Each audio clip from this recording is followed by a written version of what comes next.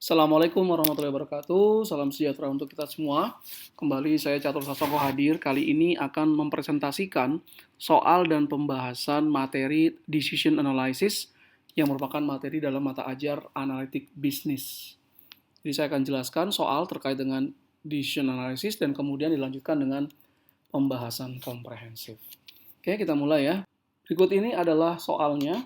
Jadi ada seorang investor yang selama ini berinvestasi di keuangan, ya, saham dan obligasi. Ia ingin masuk ke bidang properti, ya.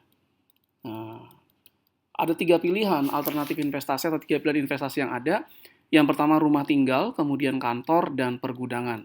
Kemudian beliau juga melakukan perkiraan kondisi adalah ekonomi baik dan kondisi ekonomi buruk. Hasil yang diharapkan ya tahun depan. Katakanlah misalnya kalau dia investasi di rumah tinggal ya yang akan disewakan, maka kalau kondisi ekonomi baik, hasil investasinya adalah 750 juta. Tapi kalau kondisi ekonomi buruk, dia hanya mendapat 450 juta dari berinvestasi di rumah tinggal yang disewakan. Kemudian kalau dia kantor dan kemudian juga disewakan, kalau kondisi ekonomi baik, maka hasil dari investasinya akan menghasilkan keuntungan 1,5 miliar rupiah. Kalau ekonomi buruk, minus 600 juta rupiah. Kalau pergudangan, ekonomi baik dia akan mendapatkan 450 juta rupiah, dan ekonomi buruk dia 150 juta rupiah. Nah, mana yang akan dipilih oleh si calon investor properti ini dengan tiga pilihan keputusan, yaitu pembelian rumah tinggal, kantor, dan pergudangan yang akan disewakan, dan kondisi ekonomi baik, ekonomi buruk, payoff yang diterima adalah seperti ini.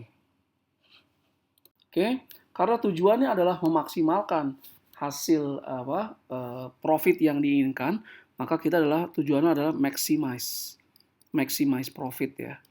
Nanti kalau soalnya terkait dengan biaya, itu cara penilaiannya juga berbeda.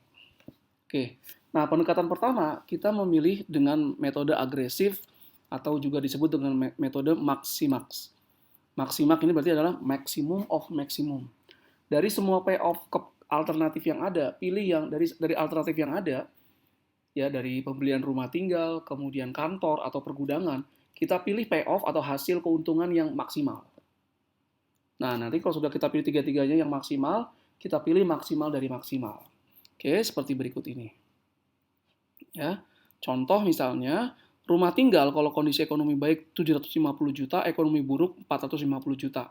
Maka maksimum payoff dari pembelian rumah tinggal itu adalah 750 juta. Nah, ini 750 juta.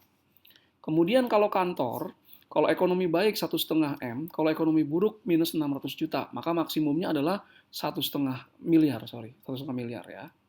Nah ini. Nah kemudian pergudangan itu ekonomi baik 450 juta, ekonomi buruk 150 juta. Kita pilih yang 450 juta, yang maksimum. Nah, jadi sekarang kalau rumah tinggal maksimum payoff-nya 750 juta, kantor 1,5 miliar, pergudangan 450 juta, maka dengan agresif ataupun maksimal, kita akan pilih yang paling tertinggi dari maksimum payoff masing-masing, yaitu adalah kantor.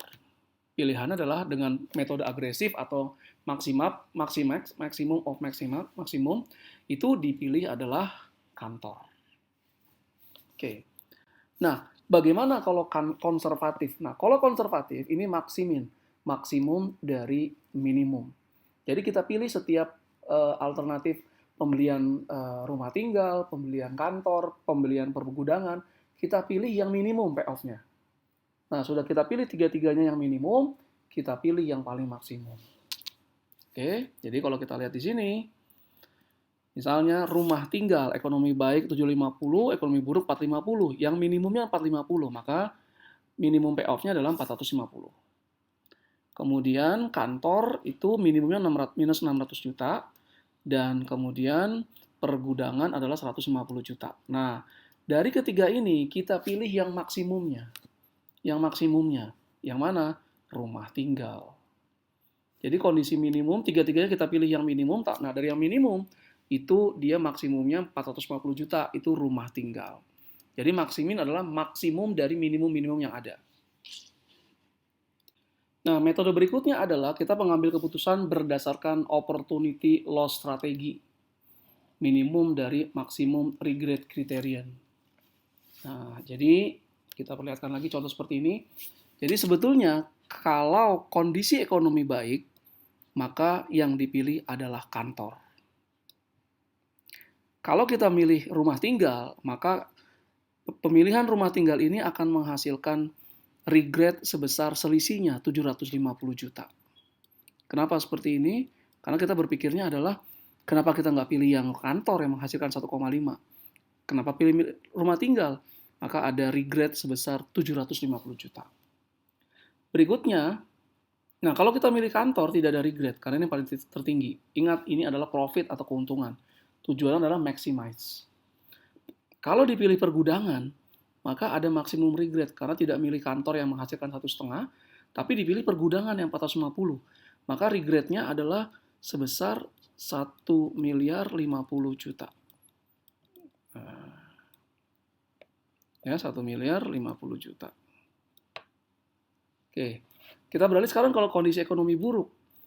Kalau kondisi ekonomi buruk, maka payoff yang terbesarnya adalah rumah tinggal. Nah, kalau kita tidak milih rumah tinggal, katakanlah kita milih kantor, maka payoff yang didapat minus 600. Nah, regretnya ini adalah 450 juta minus 600. Berarti sama dengan 1 miliar 50 juta. Nah, ya. Nah, kemudian kalau kita pilih pergudangan, dia cuma 150, padahal kalau milih rumah tinggal 450, maka regretnya adalah selisihnya 300 juta. 450 dikurangi 150 juta, 300 juta. Nah, sehingga hasilnya adalah dengan menggunakan opportunity loss strategi atau minimax regret criterions. Nah, kita lihat kalau rumah tinggal itu ekonomi baik regretnya 750 juta, ekonomi buruk 0. Maksimumnya adalah 750 juta. Kalau kantor itu ekonomi baik dia 0, regretnya. Kalau ekonomi buruk 1 miliar 50 juta. Makanya maksimal 1 miliar 50 juta. Kemudian kalau yang pergudangan itu ekonomi baik regretnya 1 miliar 50 juta, kalau ekonomi buruk 300 juta, maka maksimum regretnya adalah 1 miliar 50 juta. Nah, ini maksimum regret dari masing-masing pilihan yang ada kita pilih yang paling terkecil. Dalam hal ini adalah investasi di rumah tinggal. Nah, ini adalah soal pengambilan keputusan tanpa mempertimbangkan probabilitas terjadinya berapa persen ekonomi baik dan berapa persen ekonomi buruk. Jadi tidak pakai probabilitas. Nah, bagaimana kalau menggunakan probabilitas? Jadi masih investasi di 3 alternatif properti ini, rumah tinggal, kantor, dan pergudangan.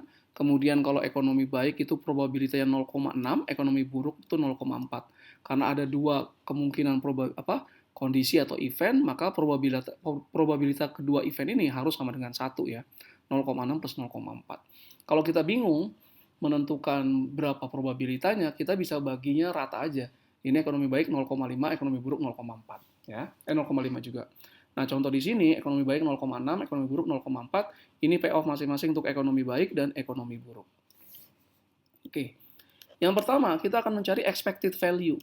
Nilai yang diharapkan dari 3 pilihan investasi tersebut. Oke. Nah, untuk rumah tinggal, expected value 630, ini berasal dari 0,6 kondisi ekonomi baik karena kali payoff rumah tinggal 750 juta ditambah 0,4 ekonomi buruk kali payoff ekonomi buruk untuk rumah tinggal. Jadi 0,6 kali 750 itu adalah 450, 0,4 kali 450 adalah 280, kalau kita jumlahkan ini akan menjadi 630 juta rupiah. Expected value kalau investasi di rumah tinggal dengan kondisi ekonomi baik 0,6, ekonomi buruk 0,4. Nah, bagaimana kantor? Kantor berarti 0,6 dikali 1,5 M. Ya, 900.000 ditambah 0,4 kali minus 600 juta. Minus 240 juta. 900 juta dikurangi minus 240 juta, maka kita akan dapat expected value investasi di kantor itu 660 juta. Yang terakhir adalah pergudangan. Ini berarti 0,6 kali 450 juta ditambah 0,4 kali 150 juta. Hasilnya adalah 330 juta. Nah, expected value dari rumah tinggal, kantor, dan pergudangan sudah kita peroleh. Kita pilih yang paling maksimum, karena ini adalah profit atau penjualan atau keuntungan ya, jadi maksimum nilainya. Kalau cost, cari yang paling minimum. Jadi beda ya, atau kerugian. Nah, maka expected value yang dipilih ini adalah kantor. Karena kantor menghasilkan, investasi yang dipilih adalah kantor, karena investasi di kantor menghasilkan expected value yang paling tinggi. Oke. Berikutnya adalah expected opportunity loss. Nah, kembali disajikan. Ya, kalau kondisi ekonomi baik, maka sebetulnya yang dipilih adalah kantor.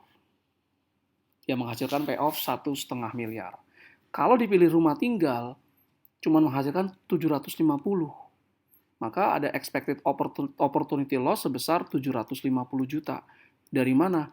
Dari 1,5 M yang harusnya didapat kalau pilih kantor, dikurangi karena dia milih rumah tinggal, itu payoff cuma 750 juta. Maka ada opportunity loss sebesar 750.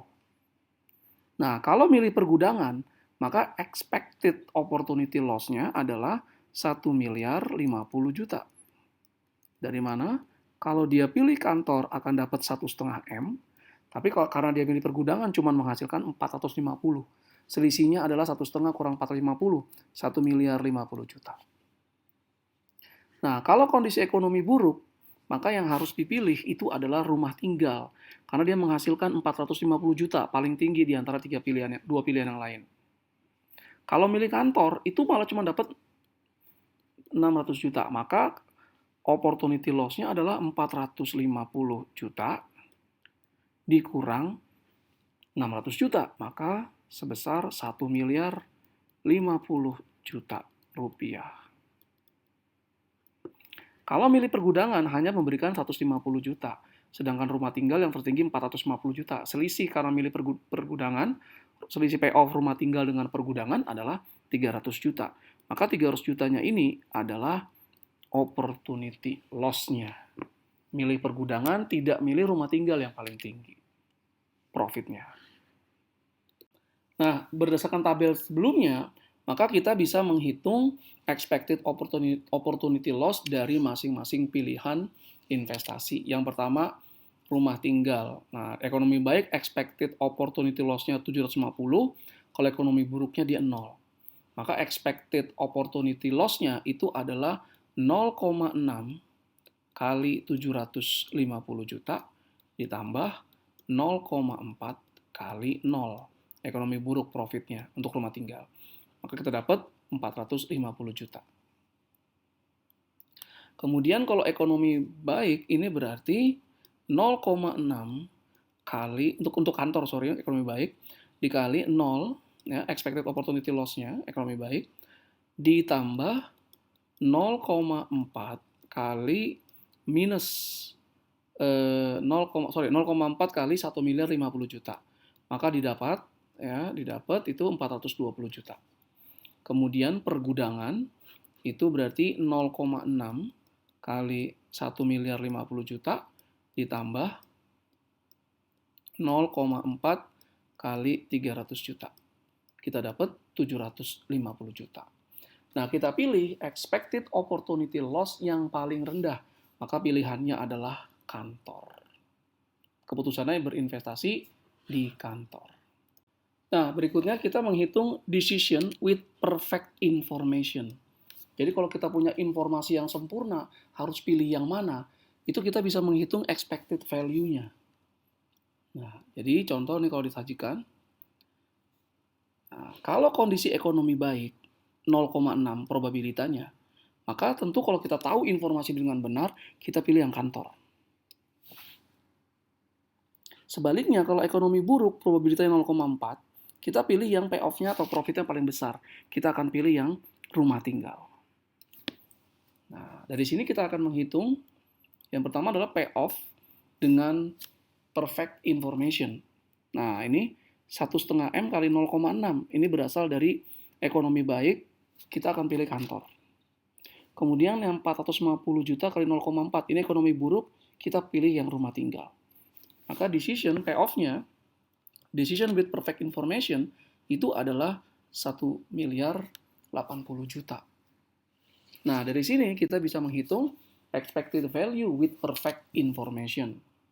Yang pertama adalah expected value dengan perfect information. Sebelumnya kita sudah hitung 1 miliar 80 juta. Dikurang expected value tanpa perfect information. Nah, ini yang 660 juta. Lihat kembali di expected value ya. Oke, maka expected value with perfect information itu selisihnya adalah 420 juta. Dengan demikian berakhir sudah soal dan pembahasan terkait dengan decision analysis yang merupakan salah satu materi dalam mata ajar analitik bisnis. Terima kasih atas segala perhatiannya. Mohon maaf jika ada kekurangan. Assalamualaikum warahmatullahi wabarakatuh.